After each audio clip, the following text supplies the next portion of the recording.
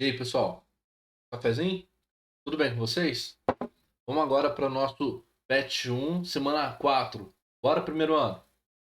Vamos lá.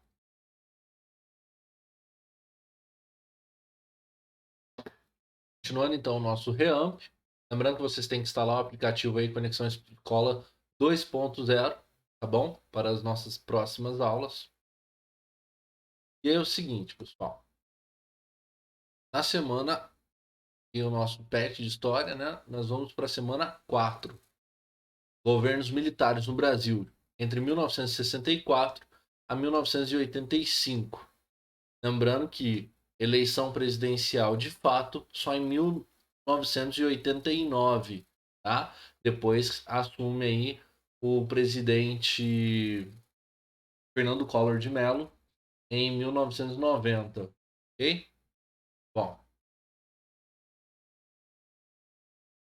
vamos lá. Eu não vou ficar perdendo muito tempo aqui no patch, no texto do patch. Eu quero mais explicar para vocês o que aconteceu. Então, infelizmente, esse período é chamado de ditadura militar no Brasil. Algumas pessoas vão falar numa ditadura civil-militar, porque não tinham só militares no governo.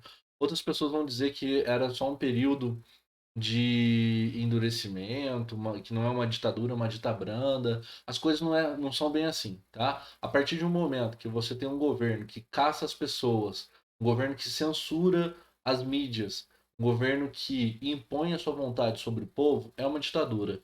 Principalmente se é um governo que tortura em nome do Estado, em nome do governo, tá? Isso pode ser uma pessoa, pode ser milhares de pessoas, pode ser milhões de pessoas. É errado e é ditadura, ok? Então eu considero assim, eu classifico assim. Não sou só eu, são quase todos os historiadores do Brasil falando disso, ok? Bom, então tinha um slogan aí, né, do Brasil: ame ou deixe. Muitos realmente tiveram que deixar o Brasil, não porque eles não amavam o Brasil, mas porque foram torturados até a morte. Não posso deixar de te dizer isso. Bom, o início da ditadura militar no Brasil. Então a gente tinha um grupo militar, tá? O da Soborn, formado pela grande parte por professores da Escola Superior de Guerra, e o golpe visto como uma intervenção passageira, era para ser passageiro. O retorno do poder aos civis após o afastamento das alas de esquerda e do perigo da desordem social, né? Então o argumento era: nós temos que tomar o poder agora para organizar o Brasil e devolver depois melhor e sem essa corja, esses nojentos aí que fazem parte desse grupo político, o que é um absurdo. Você excluiu pessoas pela forma de pensar, né? Você exclui eles porque eles pensam diferente de você. O Brasil deve ser plural, o Brasil deve aglobar a todos, abraçar e ser um governo para todos, e não, né, excluindo alguns ou deixando alguns, né? Muito se disse esse ano passado, ano atrasado, de 2018 para cá: ah, você não está gostando do Brasil? Vai para a Venezuela. Você é comunista? Vai para a Venezuela. Vejam só, né, a nossa economia furada, a inflação alta, as pessoas passando dificuldade, o desemprego gigantesco. Então, talvez ir para a Venezuela agora não seja tão diferente do que ficar no Brasil, né? Uma pena a gente chegar a esse ponto. Mas o que eu estou querendo dizer é que quem diz isso está dizendo uma grande bobagem, não entende nada de história, nada de geopolítica, não está entendendo as coisas nem no passado e nem agora, no que, como acontecem as coisas no Brasil. Esse grupo de militar de linha dura, né, um grupo de extrema direita formado por oficiais. E eu não preciso dizer mais nada. É uma ditadura que vai durar muito mais tempo, vocês viram aí, né? Vai até 85. E ainda para o Brasil conseguir escolher presidente de fato, de forma direta, só em 1989. O primeiro presidente após o golpe foi Humberto de Alencar Castelo Branco, militar, tá? Do grupo Suborne. Aí tem a foto do Castelo Branco, Marechal Castelo Branco. É a principal porta-voz do grupo Linha Dura, Costa e Silva, né, o ministro da Guerra. O golpe do governo militar receberam o apoio de representantes da União Democrática Nacional, do Partido Social Democrático e do Partido Social Progressista dos Estados Unidos. Olha que nome bonito, né? Uma prova aí que o nome não adianta nada. Não adianta ter um nome bonito, sendo que você não vai ser democrático, você não vai ser social progressista e vai ficar aí puxando o saco dos Estados Unidos, né?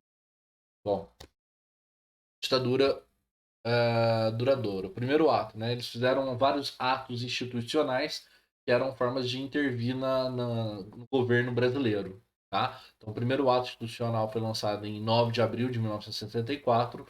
O Poder Executivo agora poderia caçar os direitos políticos, o que é uma grande bobagem. Então, eles vão poder caçar os direitos políticos de várias pessoas para dizer que elas não podem se candidatar e não podem ocupar cargos políticos, né? Prefeitos, vereadores, etc. A a derrota da UDN nas eleições para governadores de Minas Gerais e em Guanabara em 1965. Peraí, né? Isso dava uma pressão ao presidente Castelo Branco por parte do grupo Linha Dura. Então, esse ato institucional foi para resolver o problema em Minas. O ato institucional, né, número 2, o AI-2, foi promulgado em 1965, extinguiu os partidos políticos e estabeleceu a eleição indireta para presidente. Ou seja, os cargos agora dos presidentes passam a ser indicações militares, tá? E não pode mais existir partido político, ou seja, sem os partidos, parece que é uma coisa boa, né? Ah, acabou com esses partidos políticos, mas é dentro do partido político que você tem a expressão do povo, é onde o povo se reúne para dizer quem é o melhor candidato para sair às eleições para representar uma região. Sem essa organização dos partidos políticos, como é que o povo vai ser ouvido, né? Como é que os grupos sociais vão se organizar para lançarem os seus candidatos e apresentarem os seus candidatos à sociedade? A função do partido político é uma função de apresentação das pessoas à sociedade, de organização de lideranças. Então, tem uma função social. A gente costumou dizer que não gosta muito, mas não é bem por aí. Nesse momento, os partidos não podiam existir. Apenas dois partidos com existência legal, né? Era o Arena, Aliança Renovadora Nacional, partido do governo, e o MDB, Movimento Democrático Brasileiro, um partido de oposição. Então, para não ficar tão absurdo, para não parecer que os militares eram tão ruins, eles deixaram existir uma pequena oposição aí, o MDB, mas que não tinha muita força, que muitos componentes do MDB eram caçados, principalmente aqueles que falavam algumas verdades diante do governo. É sempre assim, quando a gente tem um governo muito forte, muito truculento, quem fala umas verdades, quem enfrenta esse poder, ele é caçado.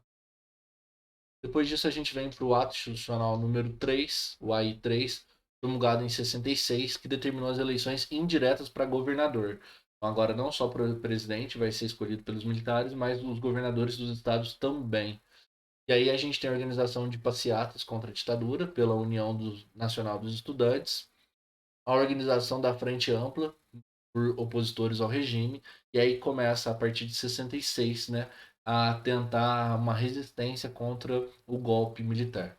O ato institucional número 4 é eleição de novo presidente e a formulação de uma nova constituição, ou seja, eles jogam fora a constituição que existia e vão procurar um novo livro de leis.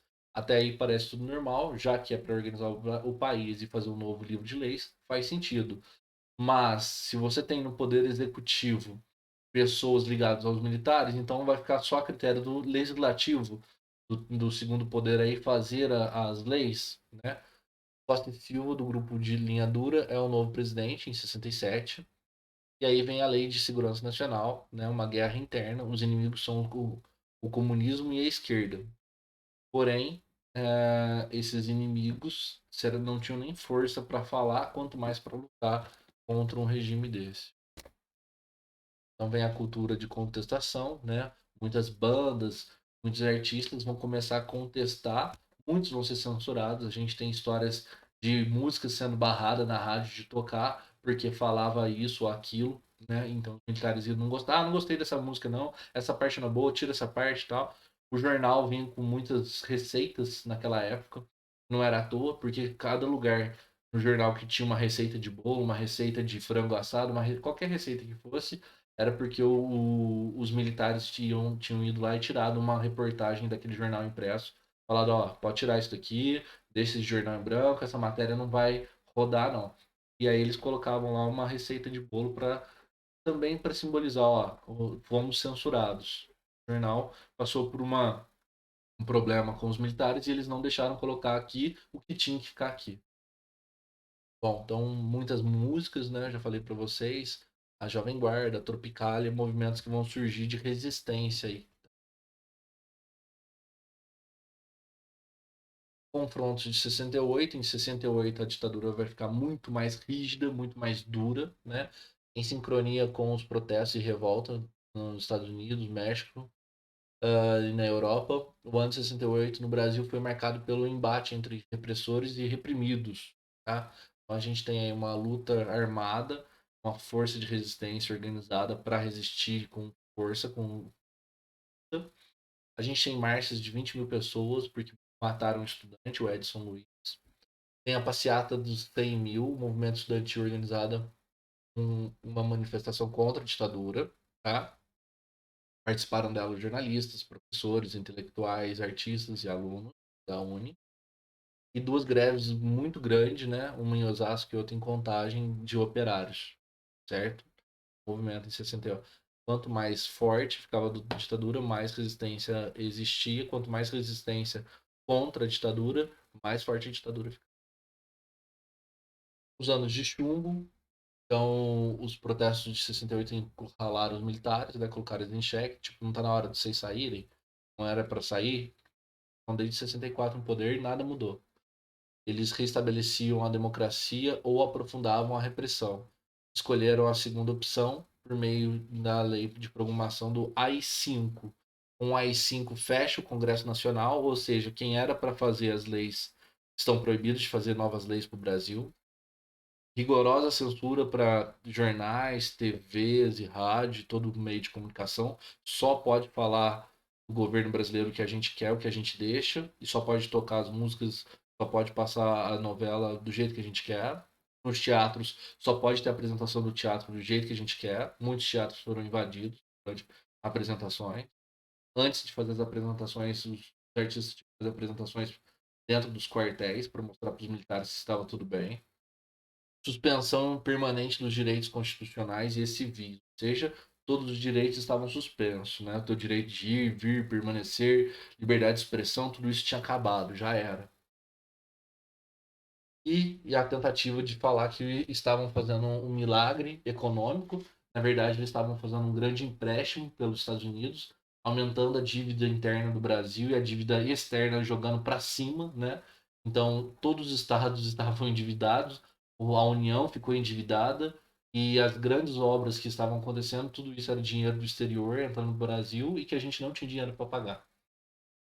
Então, eu vou dar um zoom aqui nesse texto para vocês lerem um pouco mais sobre esse milagre econômico. Vocês podem ler com mais tranquilo. Então, 3 pontos aí, sem preocupação com a diminuição das diferenças sociais, ou seja, cada vez mais a pobreza era extrema, e cada vez mais quem era rico ficava muito rico. Sempre que tem inflação, para o rico é uma beleza, porque a inflação está fazendo com que o rico, de certa forma, lucre muito mais. Tá? Promoveu a redução do salário dos trabalhadores, cortes e mais cortes para sustentar aí a economia, tentando facilitar para as empresas, né, eles obterem lucros. Na verdade, não é isso que vai acontecer, vai sustentar. E a entrada de capital estrangeiro são os empréstimos que eu disse. Então eles vão fazer aí uma tentativa de abafar a intensa repressão do regime aí, né? E também abafar os dados reais. A gente saiu em 89 para uma economia que a inflação variava de 100 a 200%.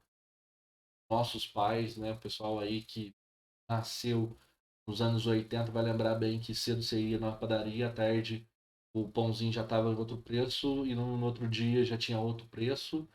Então tudo era remarcado os preços, por quê? Porque a economia tinha sido devastada pelos militares. Só em 1994, ou seja, mais ou menos aí 10 a 5 anos depois do fim da ditadura militar, que a economia do Brasil volta a ser reestabelecida com o plano real.